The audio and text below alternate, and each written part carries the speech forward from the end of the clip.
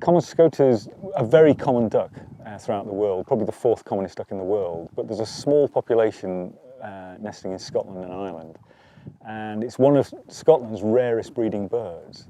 So in national terms, it's of incredible significance.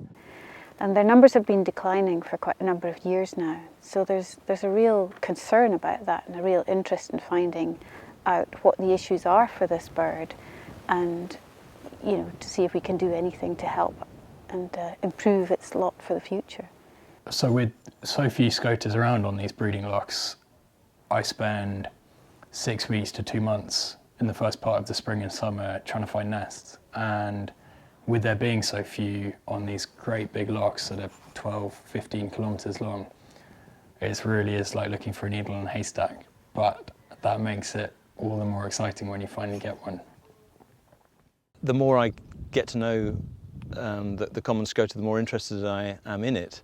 Initially, it's not a particularly charismatic duck compared with others, but the more you find out about them, the more fascinating they are. And we need to know more about what they feed on, how they behave, so that we can hopefully make sure that there are more of them in the future.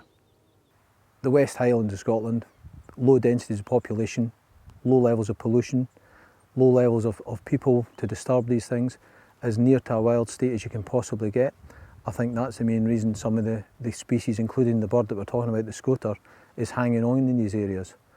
We were incredibly fortunate in being able to find where the birds are nesting, and then once we found that, we were able to catch the birds when they're incubating their eggs. That gave us the chance to do quite a lot of things. Take biometrics, find out whether they're healthy or not, but also to fit them with tiny geolocators. They're about the size of my little fingernail, and that means we can attach them to a leg ring which has minimal disturbance to the bird and is very good from a welfare point of view for that bird. So using light levels, we can work out roughly where the birds are at different times of the year. If they all wintered in one bay, they could be susceptible to something like an oil pollution event. But what we found out this year for the first time is that we think that they winter in very different areas. Some birds wintered in Scottish waters, one of the birds wintered in Irish waters, but another of the birds went to Morocco, which was not unprecedented, but quite a surprise to us. So it's starting to look like the birds are at their most vulnerable during their yearly cycle when they are on these freshwater lochs to breed, which just highlights the importance of making sure that these areas are well protected and in the best possible condition for them. Well, I'm hopeful that this research is going to identify some of the key features that are really important for the scoters in terms of their survival, and some of the things that are perhaps causing their declines at the moment, and that we will actually be able to put measures in place which will address those. There's already been some practical applications from the work that we've undertaken so far. We're able to offer advice and guidance to landowners and also SSE, who control the water levels on some of the lochs in the area. But also simple things like fitting power cables with deflectors.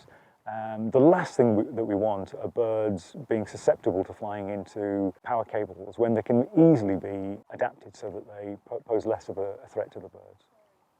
We feel that the benefit of working together, SSC working with statutory and non-statutory organisations in true partnership arrangements, is the only way forward for us and for them. It makes complete sense from every point of view.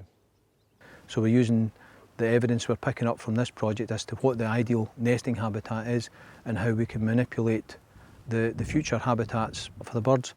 We could simply watch the common scoter disappear as a breeding bird in Scotland, but why would you do that? They're nesting here in relatively small numbers, they just need a little helping hand.